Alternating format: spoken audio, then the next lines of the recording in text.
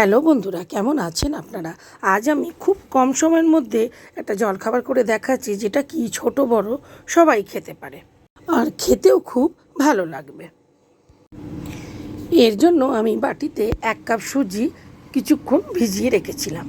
তার মধ্যে দিয়ে দিয়েছি টমেটো, পেঁয়াজ কুচি আর লঙ্কা কুচি।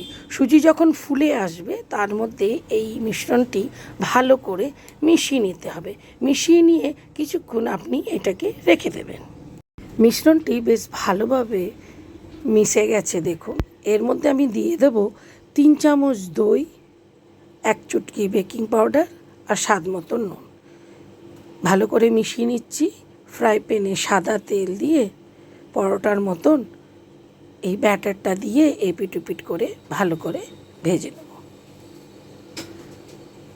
দেখুন কি সুন্দর লাগছে দেখতে, আর খেতেও বেশ ভালো লাগবে। আপনারা বাড়িতে বানিয়ে সসের সঙ্গে খেয়ে দেখুন কেমন লাগলো, কমেন্ট করে নিশ্চয়ই জানাবেন।